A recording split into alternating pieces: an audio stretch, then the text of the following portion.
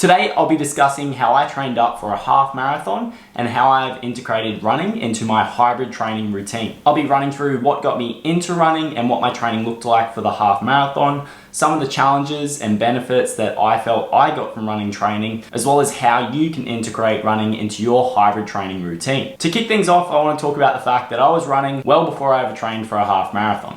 In my younger years, I was doing a lot of running when I was playing soccer and doing things like school cross country. And then in my later years, I started to do a bit more running when it came to Muay Thai training. Where I really started to get into my running more and more was in that year of 2020 where we went through COVID, we had a lockdown, and running was probably one of the best types of exercise that you could maintain through that time. Due to the fact that you don't necessarily need any sort of equipment, running's great because you can do it anywhere and everywhere. So like a lot of people, I was influenced by the likes of David Goggins when it came to my running training. I used to enjoy listening to podcasts or little YouTube compilations, motivational things of that nature whilst I was running. So whilst I didn't go to the same extent that David Goggins did or that some other people that listened to him did by any means, it was certainly a motivating factor. And one of the things that I have always loved about running is the mental headspace that it does put me in. I actually tend not to like to listen to music when I'm running. I'd rather listen to nothing at all, or at least something educational or a little bit empowering. So one of the big motivating factors for me when it came to running was that psychological component that it helped to put me in a good headspace. Again, given the time that I started to do more running being in that COVID timeframe, whilst running does target that aerobic aspect of our fitness, I think it's a really good weight or body composition management tool as well. However, I don't think it should be your only tool if those are your goals. So if you watched the video last week about my training journey with Muay Thai, you would have seen that I was doing a fair bit of running there as well. However, in my lead up to get into the fighters class, I built up my runs by running 3 times a week to the point I could do 10Ks on each run because I knew I'd be doing about 7K on 3 of these runs. So I didn't want my fitness for running or my tissue resilience to limit my ability to get into that class. Now, whilst powerlifting, bodybuilding, and the Muay Thai fight were all on my bucket list, I never actually set out all those years ago to run a half marathon. However, once I stopped doing my Muay Thai training, I continued to run and I wanted another goal to aim for. And based on my experience with running and what I've seen with the clients and a lot of other people I've talked to, trying to train for a half marathon or a marathon in a short time frame is doable. However, you might put yourself at a higher risk of injury based on that time frame. So at the end of last year, I aimed to do the Gold Coast Half Marathon this year. So what did that training process look like? So based on my experience with running and what I felt like my body could tolerate, I only ever aimed to have 2 to 3 runs in my week in the lead up to this half marathon. One being an easy run, one being a long run, and the third run was a higher intensity run. However, throughout the process, I started to pick up some niggles and minor injuries, and I had to pull back on this higher speed running. So about 2 to 3 months out from the half marathon, I actually pulled my running sessions back to 2. I still had my long run where I was accumulating the distance that I would be running, as this was going to be prudent for me actually completing the half marathon, and I just had to play around with my paces at times. However, because I did manage my training load quite well, and I had an intervention from the physio and I saw a podiatrist, I was able to reduce the severity of the niggles that I was having during these runs and complete the half marathon in July. I still kept up my strength training throughout this time too, but that training started to bias towards supporting my running performance and not causing a detriment to it. Ultimately, this meant that I didn't have a high intention to increase muscle mass or increase my strength during this time. I was trying to minimize how much fatigue I was accumulating from my strength training sessions so I could get the most out of my running. I also dropped off from my Muay Thai training for quite a while as well, because I started to notice that the impact of sparring and kicking the bag, kicking the pad started to give me some issues when it came to my longer runs. And this is a key note to remember when it comes to prioritizing your goals. You may have to make some sacrifices in your training at times. Obviously, another key component of this training process was making sure that I was fueling my runs. Again, what I've talked about in other videos is just making sure I'm meeting my energy needs by calculating how much energy I'm expending and how much energy I'm consuming. So I was aiming to eat around maintenance calories the majority of the time. Leading into the competition, if I tried to jump into a deficit, it would just take away from my performance. Now, one thing that I did have to do on these long runs was start consuming some glucose gels to make sure they had enough energy available to get me through the run whilst maintaining good performance. Throughout this whole process, I didn't change my food around dramatically as well. That is something that I highly recommend is that you start practicing eating very similar foods, especially when it comes to your pre and intra-workout nutrition, as the last thing that you will want when it comes to your actual race is to get digestive upset, which causes you not to finish or messes with your time for the race. Now, if you're running in the morning, this might mean eating a similar dinner the night before and a breakfast that morning. It might mean that you have to experiment with the type of carbohydrate that you're having during your long runs. So leading into race day, I wouldn't say I was dramatically nervous for the actual event. Doing the bodybuilding competition, the powerlifting, the Muay Thai fight,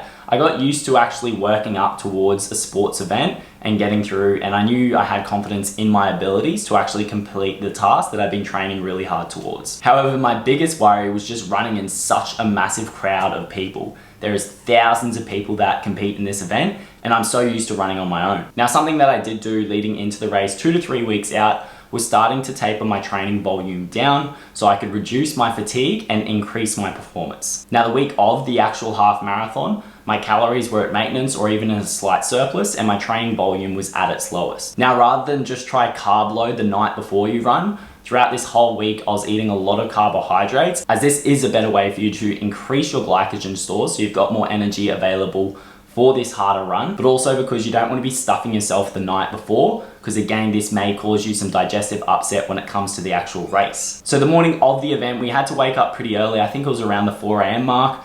Got up early, got the ferry across to the actual parklands where the event was starting, and there was obviously tons of people just accumulating in that area. Thankfully, there was plenty of portaloos available. Now, I'd already checked out all the race details, so I had all my gear ready to go. I knew where I had to go. So realistically, it was just a waiting game at that time before the race started. So when it comes to actually funneling into the event before the gun goes off, as you can imagine, you are packed in like a can of sardines. Now, unless you are one of the fastest runners at the front of the pack, you are not going to be taking off straight away as that gun goes. And that's just because you've got so many people in front of you, and you have different sections for the different times that you're anticipating to hit for your run. Now, once you cross that line and start running, the anticipation and anxiety kind of wears off and you just get into your flow. It is a little bit slower at the start, so you have to kind of duck and weave through people to make your way ahead. However, for some people, they just hold their pace and they're happy with that. Now, another concern I had with my run was if I was going to be able to hold my pace throughout the run, given that I was a bit nervous and I had more adrenaline in my system, and it was actually quite a humid day. Now, thankfully, throughout the whole run, I managed to run a personal best and hit around the pace that I was aiming for. Now, the actual experience of running this half marathon is quite cool. There's so many people in the crowd supporting you because they can read your name tag. So you might think you've got a friend in the crowd yelling out, "Go Michael, go Stoney," whatever it may be, but it just winds up being a random. And I thought that was a pretty cool experience just to see how the crowd start to support people that they don't even know in this experience. Now, there was actually 2 very inspiring things that I saw throughout this half marathon. One was seeing the elite guys on their way back just tearing up the track, and the look on their faces, the pace that they were running at was just very inspiring to see someone being able to take their body to that sort of level. Now, the second really inspiring thing that I saw was a couple of guys with special needs that were running down the track as I was circling back. And I kind of looked over and I just thought, good on these guys for setting out here to do this, run just over 21 kilometers. Even though they didn't have the same physical ability as all these other people running, they were making the most of what they could do with their body. And I just thought that was one of the highlights of my day. So throughout this run, I did have a fair bit of head noise. I was wondering if I was going to be able to hold my pace. I was hoping I wouldn't have to pee at any point. I really just wanted to rip my shirt off because it was so hot, but I wanted to keep my number on. And there were a few casualties along the course of people who had just passed out from pushing themselves too hard. Maybe they were a bit dehydrated. So that puts you on edge a little bit as well. Now, even though I ran this in just over an hour and a half, it actually seems like quite a short experience. So one of the only issues that I had towards the end of the race is that one of my calves started to cramp up a little bit. So I had to back off the pace for 2 or 3 Ks and adjust my running form a little bit, but it seemed to maintain throughout until that last push where I started to speed things back up. Now, the last section of this Gold Coast half marathon, whilst it's pretty cool having the masses of the crowds there cheering you on, it's kind of frustrating because you hit this corner where you think you're about to finish, but then there's another few hundred meters that you gotta go. And it was quite funny because there was a guy running next to me who let out this massive sigh of frustration. And I knew exactly how he felt because we were on the home stretch, but we weren't there yet. Now, obviously in that last little home stretch of finishing the run, I just sent it. And that feeling that you have at the end of the race when it's all said and done, especially when it's been your first half marathon or marathon, maybe even a 10K race, you definitely have a moment of gratitude that you're done, but you also feel very proud of just completing what you set out to do. So all in all, training for this half marathon was a really good experience for me. I definitely felt prepared for it with the training that I did. And even though I accumulated some injuries throughout, I reacted to things quite well. And I just managed what I needed to at the time with my training load, my nutrition, and any sort of supportive exercises that I needed to be doing to help me complete this event. Now, in this day and age, running is becoming a huge trend. We've got so many run clubs about, and there's so many different running events that you can do. And obviously on social media, you're seeing so many people get into this sport, but there are a lot of challenges that you need to be considerate of. And watching people like David Goggins or professional athletes who have been doing this for a while can give you the motivation to essentially go hard or go home. But I just don't think people understand some of the challenges that are involved in running longer distances. So some of the challenges that presented themselves to me leading into this experience was progressively building up my training volume so I didn't injure myself and so I could increase my performance without too much fatigue, managing some of the injuries that started to come in, making sure that I was fueling myself enough for these runs, and as a whole for my training, just balancing my strength training with my running and allowing for enough time to recover. If I was going to add a fifth point, it would obviously be the mental side of it. Given that these long runs were the longest runs that I've ever done, this definitely challenged my mindset and I had to question my ability to complete some of these distances at times. So when it came to the challenge of actually increasing my training load in the aims to prevent injury and reduce the amount of fatigue whilst improving my fitness, the main precautions that I took with my running training was not increasing the speeds that I was running at or the distances that I was running week to week too quickly. Too much load, whether it be from too much intensity or overall volume too soon, is what is going to lead to these running injuries occurring. And in conjunction with this was managing the recovery time that I had between running sessions, but also limiting the impacts of other training like Muay Thai, where there was a lot of use and impact on your ankle, on your feet, which would have further exacerbated that injury for me. So leading into that third challenge of managing my overall training load, because my priority was completing this half marathon at a respectable pace, my strength training was only used as a component to support my running, and I sacrificed what I needed to with my Muay Thai training to prioritize my running performance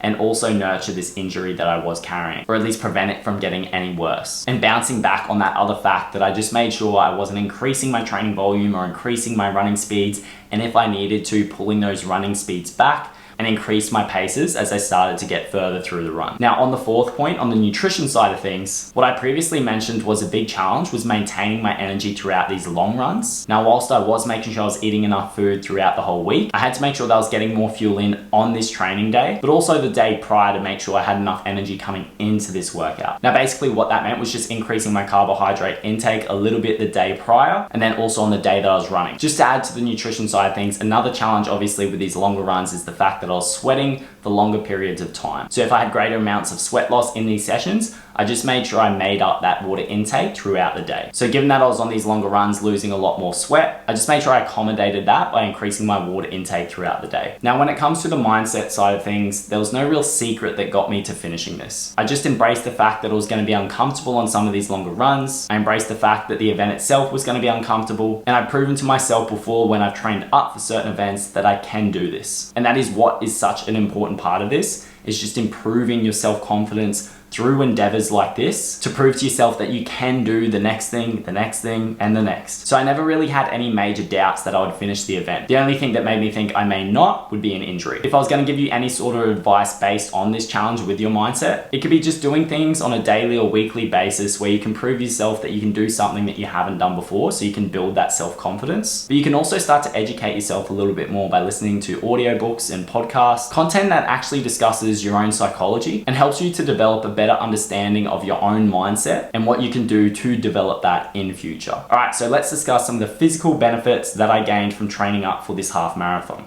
Now, one thing that I would have built during this time was my aerobic endurance, which is my ability to sustain efforts for a longer period of time. I built up my running speeds. From a qualitative standpoint, I know that I had to start to work on my running technique more. Now, whilst I still have things to work on with my running gait to this day, I could feel a significant difference with how efficient I was leading into this event and having actually completed it. Now, given that my intentions were to prioritize my running over all my other training, I didn't see major improvements in muscle mass or strength. And given that I didn't have any real points where I was really dedicated to fat loss, surprisingly enough, I didn't lose a whole lot of body fat throughout this process. However, that doesn't mean that you can't. It just wasn't my priority. Now, on that note, whilst moving forward with my training, whilst I will prioritize certain fitness elements or maybe body composition at times, my approach is more balanced now throughout my training. And particularly at this point, it's more geared towards strength and endurance, whilst maintaining some aspect of skill when it comes to Muay Thai. One thing I'll add to the physical benefits is the fact that my recovery does feel better. So when you start to increase your aerobic endurance over time and your body becomes more efficient at utilizing and moving oxygen throughout your body, you can start to recover better between training sessions and between working efforts during training sessions as well. So that's another important aspect that a lot of people who might not inherently be runners don't think about when it comes to their strength training or their sport. Better aerobic endurance or a better aerobic base is going to be supportive of your recovery. So when it comes to the psychological components of training, this was yet another event to prove myself that I could complete a task that I set out to do, which is very important for me because a lot of these events that I sign up for is always about improving myself as a person and improving my own self-confidence within what I can do. A lot of us have so much untapped potential, and whether someone else has said it or we tell it to ourselves, we put a limit on our ceiling quite low, not knowing our potential could be far greater. Two other things that I consider from a mental standpoint would just be mental toughness and resilience. To build these, basically you should just do hard things. Now, waking up at 4 a.m. in the morning to go do a 20+ kilometer run is something that I considered a hard thing at the time. Whilst I enjoy running, it doesn't mean that I wake up every day itching to go do it. And it doesn't also mean that when I'm on these runs, I don't have a thought of just stopping at times, but I've conditioned my mind enough throughout these training processes to know that my body can handle what I am doing, provided I structure my training, my nutrition, my recovery, and I look after my mindset as well. So I think one massive psychological benefit that you will have from starting to get into running and maybe signing up for some running events is not only improving your self-confidence, but improving those aspects of mental toughness and resilience as well, which, to be honest, in this day and age seem to be diminishing qualities. And my belief is that exercise and competing in sports are such a great way to build these two aspects of your mental health so you can withstand the demands and the stresses that come with day-to-day life. So let's discuss integrating running into a hybrid training routine, what that looks like for me now, and how you can do it as well. So getting throughout the training process for the half marathon, I was only running 2 to 3 times. Nowadays, I'm actually managing to fit in 4 to 5 runs in a week. Now, one massive credit that I owe this to is that following the half marathon for about 2 to 3 months, I put a massive emphasis on lower intensity running and building up my training volume over time whilst maintaining a lower heart rate and lower impacts on my body because I was running at lower speeds. And I never would have been able to do this in the past. And it is because not all my training is high intensity interval work, or I'm not smashing myself on long runs. I've really placed a focus on maintaining this lower intensity zone 1 to zone 2 work if I'm doing easier runs or long runs. And as a result, not only have I built up better aerobic endurance, but I feel a lot more efficient and lighter on my feet as a runner as well. And I've been encountering far less niggles and injuries since taking this approach to my training. And don't get me wrong, there is a time and a place for high intensity running, but I think for the majority of people getting into running, there should be some focus placed on this lower intensity work where you build up an aerobic base and you're a little bit kinder to your muscles, your tendons, and your joints by running at lower speeds and possibly using other forms of training to build up this aerobic base. Just to add to that, not everyone is going to go out for a jog and have the ability to stay in zone 2 depending on their fitness level. A lot of you will wind up spiking into zone 3 or 4, especially when it's coming into these warmer months. And that's where you could use something like walk-run methods, where you actually stop and allow your heart rate to come back down. Or you could even use cross-training as a tool,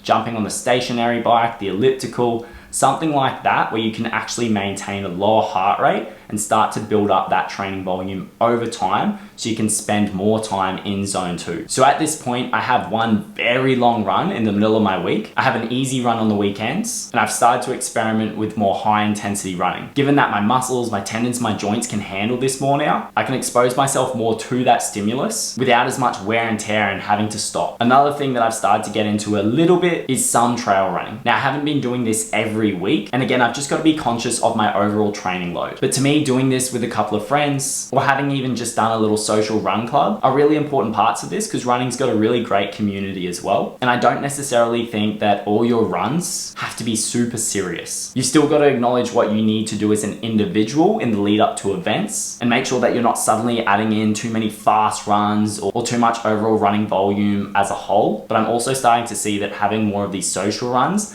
with less of a serious emphasis on training for an event is really good for your mental health and your social connection as well. I believe finding a nice balance with your running is going to be completely individual to your abilities, but if you are trying to get more serious about your running, I'd be including runs across this whole spectrum. You might have an easy or recovery mode of training each week. This might be 30 to 60 minutes of very light running or another style of training where you're working at about 60 to 70% of your max heart rate. Now, if you are looking at building your running volume or your training up for an event, you will want to build up your tolerance to running distance through a long run. Now, for some people, this might only start as a 30-minute run. For people who are more advanced, they could be running for 1.5, 2 or more hours. Now, I think the long run is a very useful tool for those people that are a bit more advanced to start to focus in on more of that zone 2 work, so you can start to build up that better aerobic base and tolerance for these longer distances. These long runs are also a very good opportunity for you to start to practice your intra-running nutrition or having breakfast or the meal the night before if you are leading into an event, just to see how you feel or how your gut feels when it comes to this longer distance run. Now, for these long runs, personally, I'm only working up to about 75% of my max heart rate, maybe spilling over it a little bit more at times. But as I said earlier, I've really prioritized trying to spend more time in this zone. However, some people might know that they start to spill into that zone 3 a little bit more. Now, moving towards the other end of the spectrum, when it comes to this higher intensity running, what I'm using at the moment is threshold intervals. And I only started to do this on treadmills with a slight incline, as I felt this was an easier way for me to guide my pace, and there was less other variables that I had to worry about. However, you can do these threshold interval runs outdoors. One thing that I'll add with these higher intensity sessions is that they are very taxing. So you definitely want to pay attention to your recovery in between this and your longer runs. And I wouldn't recommend doing anything more than 1 to 2 of these in a week. So depending on how many runs you actually want to do and how many runs you can handle, this is going to influence how much strength training and what type of strength training you're doing as well. So personally, my bias towards my training at this point is more geared towards muscle hypertrophy and maximal strength. What I would recommend if you're someone looking to do 2, 3, maybe even 4 runs in a week is doing 2 to 3 strength sessions. Or what I'm doing at this point is having 2 full body sessions and 1 upper body session. Now, personally, one of these strength training days is an upper body day because whilst I like being a runner, I don't exactly want your typical runner's physique. Another benefit to having this day, depending on where I place it throughout my training week, or where you place it throughout your training week, is that if you've had some hard running, this can take a little bit of the load off your legs, give them time to recover, so you'll come back stronger into your next running session. Now, when it comes to some of the exercises that I'm incorporating into these full body training sessions, one of the things that I've talked about before is having a balance between some pushing, pulling, squatting, hinging, maybe some single leg and core movements. A few exercises that I've saw some benefits with recently was doing some isometric calf exercises, but training your calves in general in both a flexed and extended knee position is going to build up your calf strength, which can help your power output, but also improve your resilience to absorbing forces throughout your runs as well. Another consideration to bring into a strength training routine when it comes to running, but I would be wary of, is using some plyometric exercises. Plyometric exercises are basically going to target your tendon stretch shorten cycle, which helps you to become more economic and powerful as a runner. So running is actually potentially a very low level plyometric in itself, and something like short distance sprinting is what we would classify as a high level or high intensity plyometric. However, practicing things like hops, leaps, and bounds in the gym are some considerations that you can make in a running training program to help with your running economy and performance. These may also assist in preventing injuries as well, but you do need to be wary that if you're increasing your running volume and you're doing a lot of high intensity plyometric exercises, that you could actually expose yourself to a higher risk of injury. Now, let's say that you're going to be running on a Tuesday, a Thursday, and a Saturday, or possibly a Sunday. Let's say that you're doing your strength on a Monday, a Wednesday, and a Friday. You've got a full body session on the Monday and the Friday, and an upper body session midweek. On the Tuesday, the Thursday, and Saturday, you'll be running. The Thursday, an easy or a recovery run, or maybe even some cycling. And the Saturday or the Sunday being a long run because you've got more time to do it then. Now, given that the higher intensity running session on the Tuesday is going to be quite demanding, that's why we're taking the brunt off the legs on the Wednesday and also having the easier run on the Thursday prior to your strength training session, where you're going to be using your legs again on the Friday. Now, it just depends how you pull up from this training week, if you are going to do the long run on the Saturday or the Sunday, or how you pull up when it comes to the Monday session if you do a long run on the Sunday. This is something that I would encourage you to base on your own lifestyle, but also experiment with your recovery to see how each session affects the other. It is totally normal to have some carryover fatigue, especially if your training volume or intensity is building up. But if you feel absolutely smashed getting into some of your training sessions, and this is very consistent and you're not seeing improvements in performance, maybe you're starting to accrue more injuries, that's where you should really consider how you're actually constructing your training week and where you're placing these different types of training sessions. Now, some of the common mistakes that people make when they're training up for a half marathon, a marathon, maybe even a 10K, or when they're integrating running into a hybrid training routine, are managing their training load, managing their nutrition, managing their recovery, and looking after their mindset. So when it comes to managing training load, I find when people have this hybrid training approach, or they want to go do their first half marathon or marathon, they just want to go balls to the wall and they increase their training load too soon and they put too much on their plate. So if you actually set a physical event like a 10K, a half marathon or a marathon, depending on your starting level, there are some people that would advise having more than 6 months to actually lead up to this event. If it's a marathon, it could even be a year or more. And in some cases, people may need less time. But in my experience, what I've seen with a lot of the clients that I work with and people that I've talked to in and outside of the gym that I work at, people create timeframes for training for a half marathon or a full marathon, and they wind up getting injured or not finishing, or they wind up doing the event not as well as they could have because they didn't prepare themselves physically or because they were carrying an injury throughout the event. So as a takeaway from that piece of advice, I'd be pushing your event back later and making sure you are prepared for it, especially if you want to create a more sustainable way of hybrid training or training for different running events. Now, the second big mistake is mismanaging your nutrition. As always, the best thing you can do is get an estimate of how much energy you are expending and start to track how much energy you are consuming. If you're trying to improve your performance as well as your body composition and you feel like you can eat everything in the world because you have this hybrid training routine, you may actually overestimate how much energy you need and you can start to put on too much body fat, which is not only affecting your body composition, it can have negative effects on your running performance as well. At the other end of the spectrum, some people underestimate how much energy their body is expending, especially when they're building up for some of these longer events and then doing these long runs where they're chewing through a lot of calories. So again, work out how much you're burning as an estimate and how much you're actually intaking. You should be aiming for maintenance, maybe even a slight surplus here if your focus is performance or putting on muscle. And if you do want to reduce some body fat, put yourself in a slight, but not an aggressive calorie deficit. The steeper the deficit, the more fatigue you're gonna feel and the less adaptations you're going to see from your training. Now, leaning into this mistake with the recovery is again, people mismanaging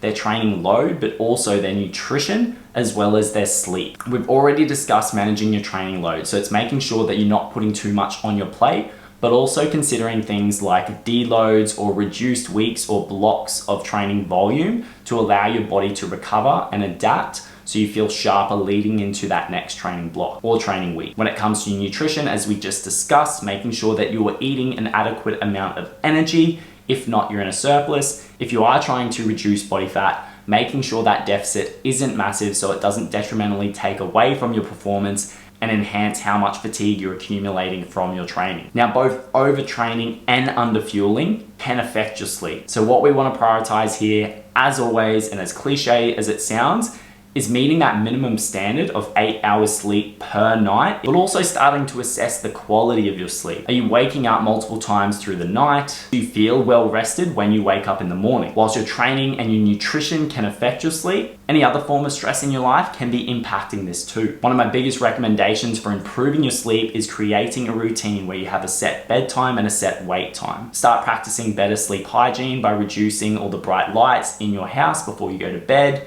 and try not to watch screens right before you actually go to sleep. Another thing here would be not eating right before you go to bed or drinking too much water, as you might feel super full when you're going to sleep, which could obstruct your sleep, or you might be getting up throughout the night having to pee all the time. Something I would add in here is possibly doing some breath work before you go to bed, maybe a little bit of journaling or light reading, so you can start to switch on that parasympathetic nervous system, which is going to help you to recover better. Now, when it comes to mistakes with mindset, one thing that I commonly see is this all or nothing approach.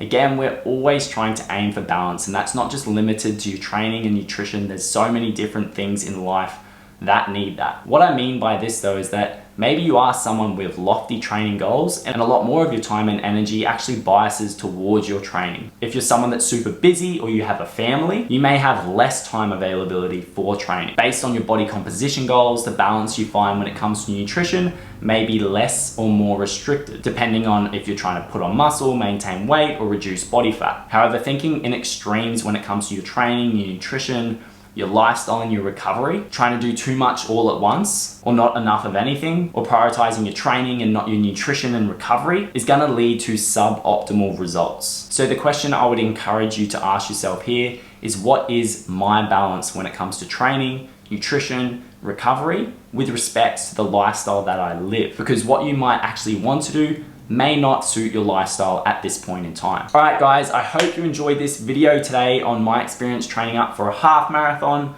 how I integrate running into my training to this point, some of the challenges and benefits that I've found with it, and also some advice on how I think you could integrate running and some of the mistakes you might want to avoid when it comes to integrating running into a hybrid training routine. If you haven't already, please make sure you subscribe and hit the notification bell so you can stay in tune for this upcoming content. If you have any questions or topics that you want me to cover in future, feel free to leave me a comment. And if you're finding a lot of value through the content that I'm putting out here on YouTube, be sure to give these videos a thumbs up. Now, if you are someone who wants to build a leaner, stronger, and more endurable body through hybrid training and a flexible eating approach, feel free to contact me on Instagram, or you can apply for my Hybrid Transformation 2.0 program on my website at coachmichaelstone.com.au. Thanks again for watching this video today. I'll see you next time.